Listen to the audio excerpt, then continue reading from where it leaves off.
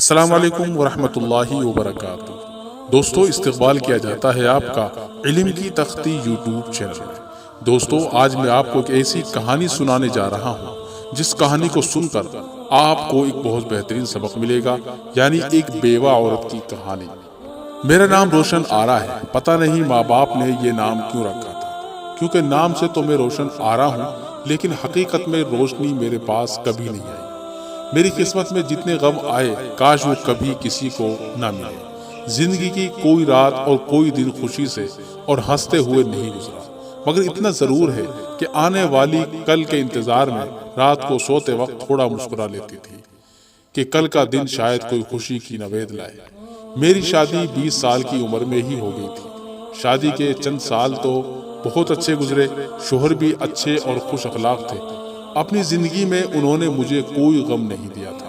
کماتے بہت زیادہ نہیں تھے، پھر بھی ہمارے دن اچھے گزرتے تھے۔ مگر تیسرے بچے کی پیدائش کے ایک ہفتے بعد ہی مجھے یہ خبر ملی کہ میرے شوہر کی ایک حادثے میں موت ہو گئی اور میں بیوہ ہو گئی۔ میری تو دنیا ہی اجڑ گئی تھی۔ کئی دنوں تک تو مجھے کوئی ہوش ہی نہیں آیا تھا، مگر ایک مہینے کے بعد کچھ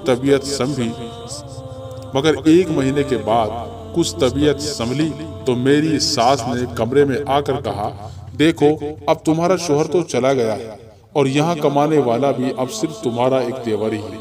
سسر بھی چل پھر نہیں سکتے اور اب کوئی اور آسرا بھی نہیں جو تمہیں ہم اپنے ساتھ رکھ سکے۔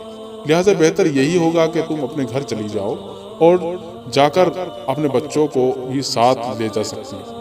اگر دوسری شادی کرنا چاہو اور رکاوٹ ہو تو بچوں کو کسی بھی یتیم خانے میں بھیج دیتے۔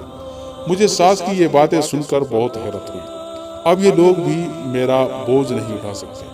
تو میں نے ان سے کہا کہ ماں، اس گھر میں تو میرے شوہر کی یادیں ہیں، اور ویسے بھی میں آپ پر بوجھ نہیں بنوں گی، کیونکہ میں سلائی کڑھائی تو جانتی ہوں، محنت کر کے اپنا اور اپنے بچوں کا پیٹ پال لوں گی۔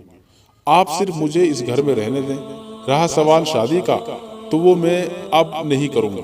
یہ بچے ہی میرا سہارا ہیں اور کوئی دوسرا باپ انہیں حقیقی پیار نہیں دے سکتا۔ مگر انہوں نے میری بات نہ مانی اور مجھے کہا کہ تم 3 دن کے اندر اندر فیصلہ کر لو تاکہ ہم یہاں سے چلے جائیں، کیونکہ اب اس مکان کو بیچ کر تمہارا دیور کوئی چھوٹا موٹا کام دھندا شروع کرے گا۔ میں نے جب یہ سنا تو میرا دل غموں سے بھر آیا۔ تب میں نے کہا، ٹھیک ہے، جب آپ مجھے رکھنا ہی نہیں چاہتے تو میں 3 دن بھی رک کر کیا کروں گی۔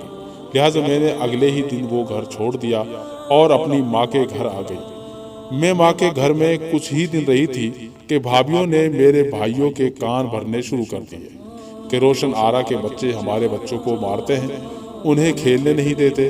حالانکہ میں اپنے بچوں کو اپنے کمرے میں ہی بند رکھتی تھی، نہ تو ان کو میرا کوئی بھائی کھیلنے کے لیے باہر لے جاتا اور نہ وہ محلے میں باہر نکلتے۔ بس بیچارے یتیم آپس میں ہی کھیل کر کمرے میں ہی تھک ہار کر سو جاتے ہیں۔ آہستہ آہستہ میں نے اپنا کچھ زیور بیچ کر ایک سلائی مشین لے لی اور محلے سے سلائی کا کام منگوانا شروع کر دیا۔ اللہ کی رحمت سے میرا کام لوگوں کے سامنے پسند آنا شروع ہو گیا۔ اب میں نے اپنے بچوں کو محلے کے ایک سکول میں داخل کروا دیا اور خود انہیں چھوڑنے بھی جاتی اور لینے بھی جاتی۔ پتہ نہیں یہ عورت کے دشمن کیوں ہوتے ہیں۔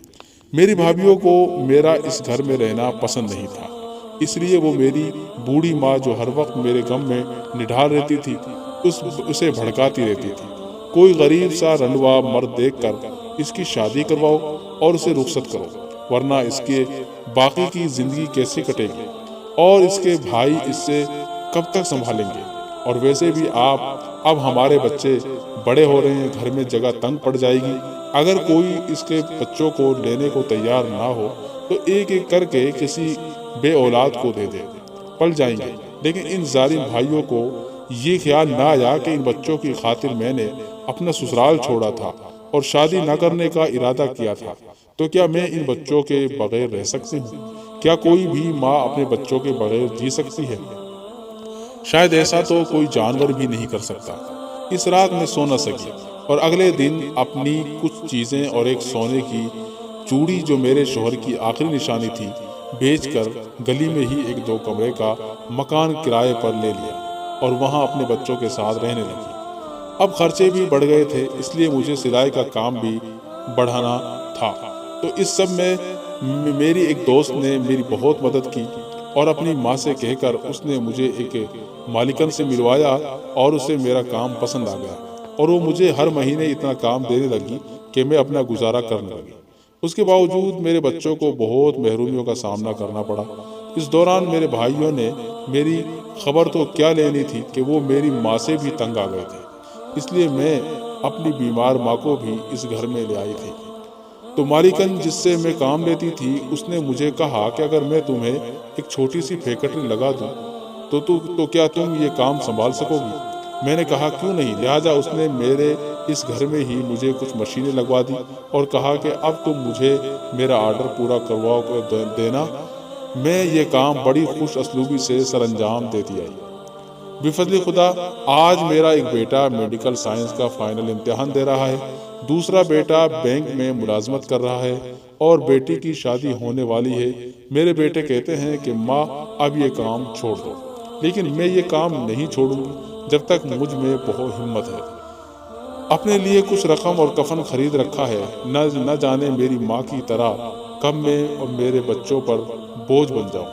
آج میری ماں زندہ نہیں ہے اور اب مجھے بھی مرنا ہے، لیکن خدا کا شکر ہے کہ میرے بچے نمازی ہیں اور میرا بہت احترام کرتے ہیں۔ بس میرا دوسری عورتوں کے لیے وہ یہی پیغام ہے کہ وہ کبھی بھی کسی موڑ پر ہمت نہ ہارے اور کوشش کرتی رہے، کیونکہ ہمت کرنے والوں کا ساتھ خدا ضرور دیتا ہے۔ دوستو، مجھے امید ہے آپ کو اس کہانی سے، اس بیوہ عورت کی کہانی سے بہت ہی اچھا اور بہترین سبق حاصل ہوا ہوگا۔ اسی طریقے سے کچھ اچھی اور بہترین کہانیاں سننے کے لیے آپ ہمارے چینل علم کی تختی کو ضرور سبسکرائب کریں۔ شکریہ۔